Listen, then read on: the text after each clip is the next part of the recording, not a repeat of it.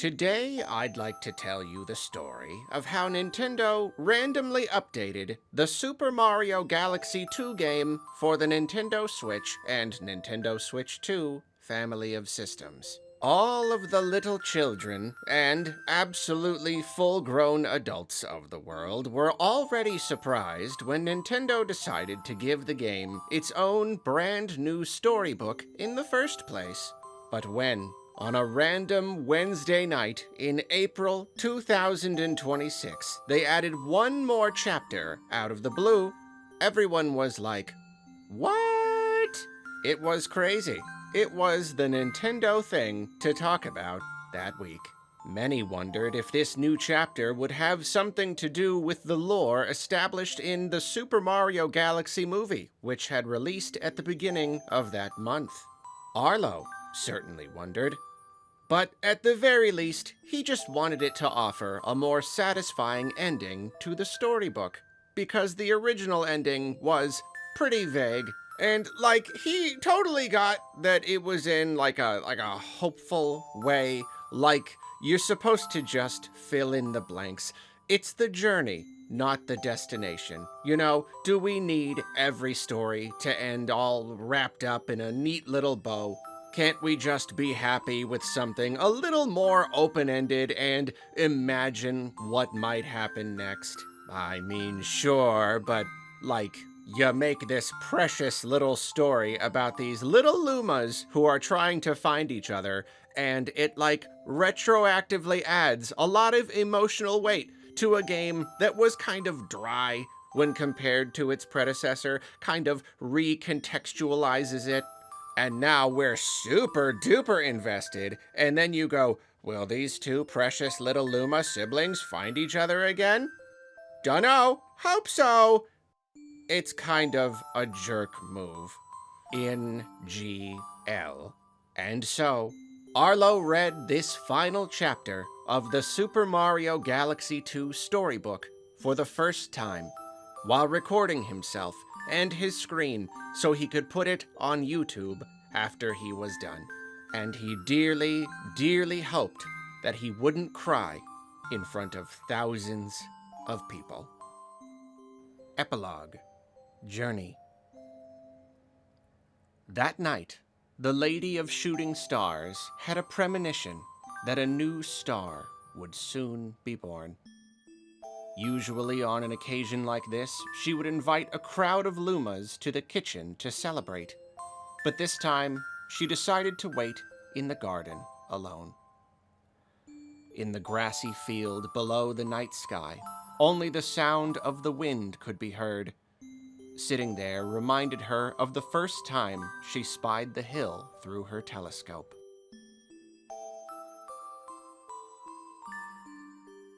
In the garden, she could take in her surroundings with a peaceful heart.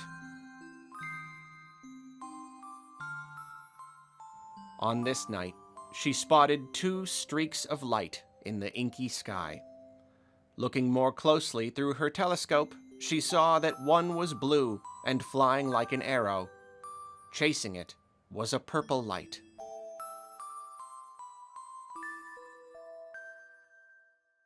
Pick up the pace, come on, thanks. The two lights never touched, nor did they part.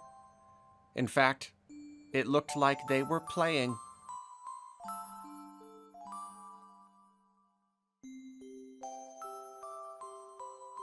The two lights began circling each other gleefully, as if they were dancing. Their pace got faster and faster, and their light grew brighter and brighter, until with one burst, they transformed into two suns.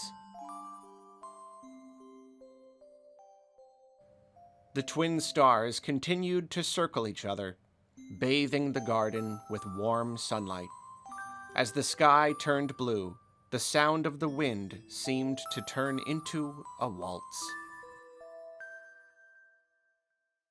Hello, new stars. It's nice to see you. A starbit fell from her eye. And also, welcome back. Then she heard a voice down by her feet. Don't cry, okay? Your mother's waiting for your tears to dry.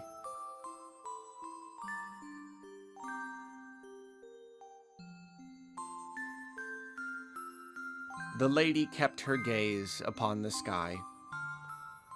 I know, but these newborn stars are so beautiful.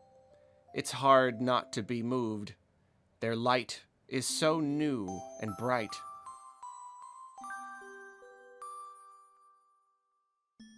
And they're pulling each other together so strongly. Their orbit ensures they'll never part. She wiped a starbit from her eye. They each found their special someone.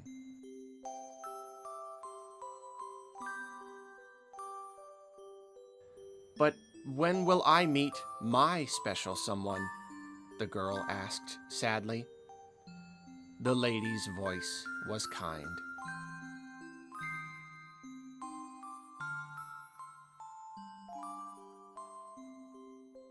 The strongest force in all the universe is a heart that never gives up.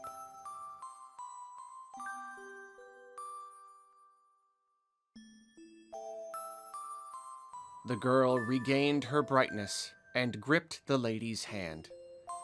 Yes, I think that's how we must be. The lady squeezed the girl's hand in return. And with that, the Lady of Shooting Stars went back inside, where she was met with a great number of Lumas in the bedroom, awaiting a bedtime story from their mama. Ever since that day, the sun's light fills the garden, and it's said that the wind whistles through the meadow to the tune of a waltz.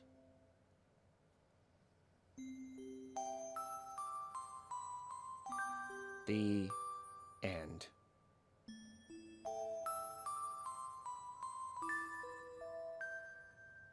Wow.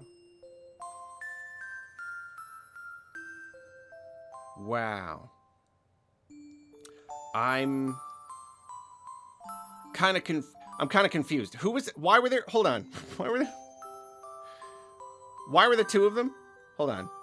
Okay, so it's Rosalina, and then she hears a voice down by her feet. She's crying. Rosalina's crying.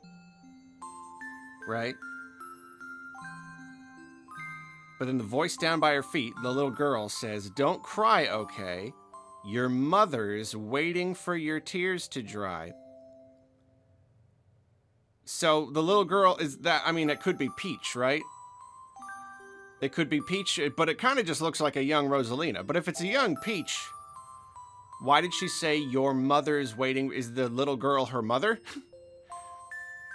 Like the little girl told Rosalina, your mother is waiting for your tears to dry. And Rosalina's like, oh, I know, but it's just so beautiful.